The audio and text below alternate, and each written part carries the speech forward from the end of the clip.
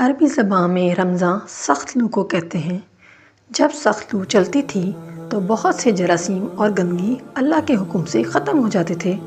تو خیال یہ ہے کہ رمضان اسی سے بنا ہے کہ جس میں انسانی کثافتیں جمع ہو جاتی ہیں، ان کی صفائی کے لیے اللہ پاک نے رمضان کے روزے رکھنے کا حکم دیا ہے اور اس مہینے کا نام بھی رمضان رکھ دیا۔ ایک رائے یہ بھی ہے کہ اللہ کے ناموں میں سے ایک نام رمضان ہے۔ شہر و رمضان یعنی رمضان کا مہینہ، اللہ کا مہینہ۔ رمضان کا مہینہ اتنی برکتوں والا مہینہ ہے، اتنی شان والا مہینہ ہے۔ نبی کریم صلی اللہ علیہ وآلہ وسلم نے ارشاد فرمایا کہ شعبان میرا مہینہ ہے اور رمضان اللہ پاک کا مہینہ ہے۔ اللہ پاک اس ماہ میں رحمتیں اور بے شمار برکتیں آسمان سے اتارتے ہیں اور اپنے بندوں کے گناہ کو جلا دیتے ہیں۔ رسول اکرم صلی اللہ علیہ وآلہ وسلم نے فرمایا، جنت کا ایک دروازہ جسے ریان کہتے ہیں، قیامت کے دن اس دروازے سے صرف روزے دار ہی جنت میں داخل ہوں گے، ان کے سوا کوئی اور اس میں سے داخل نہیں ہوگا۔ پکارا جائے گا کہ روزے دار کہاں ہیں؟ تمام روزے دار کھڑے ہو جائیں گے اور جنت میں داخل ہو جائیں گے اور پھر دروازہ بند کر دیا جائے گا۔ نبی کریم صلی اللہ علیہ وآلہ وسلم فرماتے ہیں کہ اللہ رمضان میں تمام عرش کے فرشتوں سے کہتے ہیں کہ میری تسبیح چھوڑ دو اور میرے روزے دار بندے کی ہر دعا پر آمین کہو۔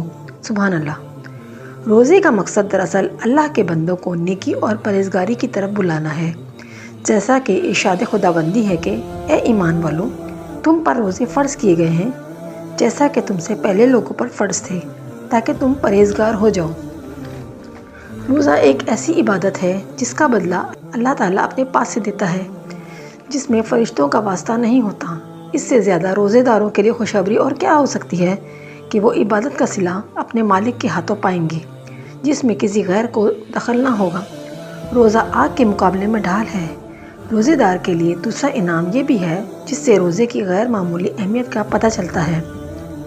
حضرت ابو سعید سے روایت ہے کہ سرکار دو عالم حضرت محمد مصطفیٰ صلی اللہ علیہ وآلہ وسلم نے فرمایا کہ جو کوئی اللہ کے واسطے ایک دن روزہ رکھے گا، اللہ تعالیٰ اس کو 70 برس تک دوزخ کی آگ سے دور رکھیں گے۔ روزہ خود اللہ تعالیٰ سے روزے داروں کے لیے شفاعت کرے گا۔ حضرت عبداللہ عمرو بن عاص سے روایت ہے کہ نبی کریم صلی اللہ علیہ وآلہ وسلم نے ارشاد فرمایا، روزہ اور قرآن دونوں بندے کی شفاعت کریں گے۔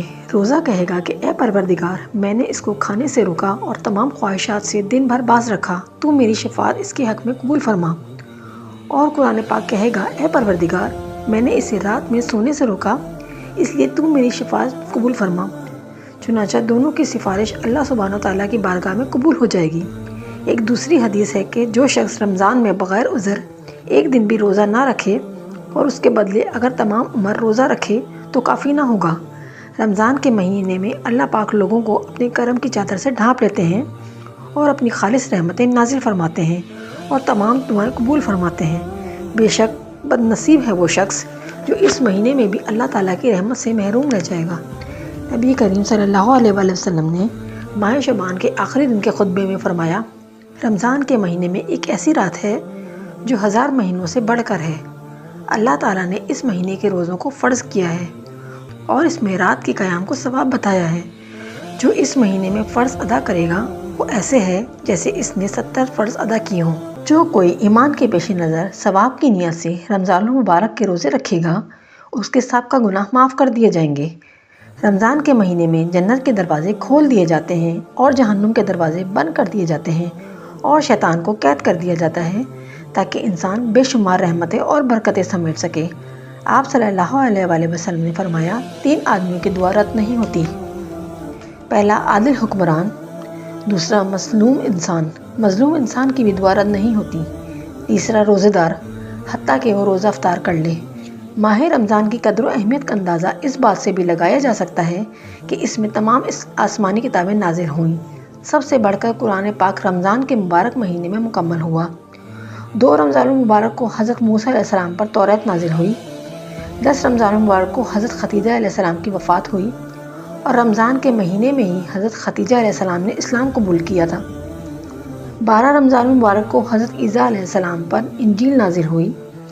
15 رمضان المبارک کو حضرت علی رضی اللہ تعالیٰ عنہ کے صاحبزادے اور رسول اکرم صلی اللہ علیہ وآلہ وسلم کے نواسے، جنت کے نوجوانوں کے سردار حضرت امام حسن کی ولادت ہوئی۔ غزوہ بدر 17 رمضان المبارک سن 2000 ہجری کو ہوئی، جس میں اللہ پاک نے مسلمانوں کو فتح عطا فرمائی۔ اسی سال روزے فرض ہوئے۔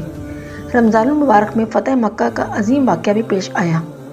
18 رمضان المبارک میں حضرت داؤد علیہ السلام پر زبور نازل فرمائی۔ 19 رمضان المبارک کو آخری خلفائے راشدین اور نبی کریم صلی اللہ علیہ وسلم کے داماد حضرت علی رضی اللہ تعالیٰ عنہ قاتلانہ حملے میں شدید زخمی ہوئے، اور 2 دن کے بعد یعنی 21 رمضان کو حضرت علی زخموں کی طرف نہ لاتے ہوئے شہادت پا گئے۔ 17 رمضان المبارک حضور اکرم کی محبوب بیوی حضرت عائشہ رضی اللہ تعالیٰ عنہ وفات پا گئی تھیں۔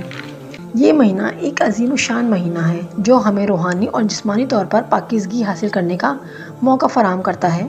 یہ مہینہ ہمیں اللہ تعالیٰ سے قربت حاصل کرنے اور اپنے گناہوں کو معاف کروانے کا بہترین ذریعہ ہے۔ اسی مہینے میں اللہ کی محبت اور اس کے عذاب کے خوف سے خالص توبہ کرنے کے مواقع نصیب ہوتے ہیں۔ غریبوں، یتیموں اور مسکینوں کی مدد کر کے اللہ کی خوشنودی حاصل کرنے کا بہترین ذریعہ ماہ رمضان ہے۔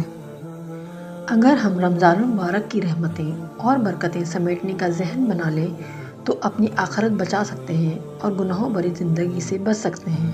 ماہ رمضان کی تیاری کے حوالے سے صحابہ کرام رضی اللہ تعالیٰ عنہ کا انداز لائق تقلید ہے۔ ہمیں بھی ان کی پیروی کرتے ہوئے رمضان المبارک کا اہتمام اسی طریقے سے کرنا چاہیے۔ پاکیزگی و تقویٰ اختیار کرنا چاہیے، قرآن پاک کی تلاوت کا معمول بنا لینا چاہیے، قرضہ ادا کرنا اور اپنے اموال کی زکوٰۃ نکالنا چاہیے تاکہ یتیموں اور غریبوں کو بھی ماہ رمضان میں کسی قسم کی تنگی اور دشواری نہ ہو۔ تمام مسلمانوں کو اپنے دل و دماغ کو پاک صاف کرنا چاہیے اور دل سے اپنے دوست و احباب کے لیے کینہ بغض نکال دینا چاہیے۔ آپس میں صلح رحمی کرنی چاہیے، حرام کمائی اور حرام کاموں سے توبہ کرنی چاہیے تاکہ ہماری عبادت کو اللہ پاک قبول کر لیں۔ آمین۔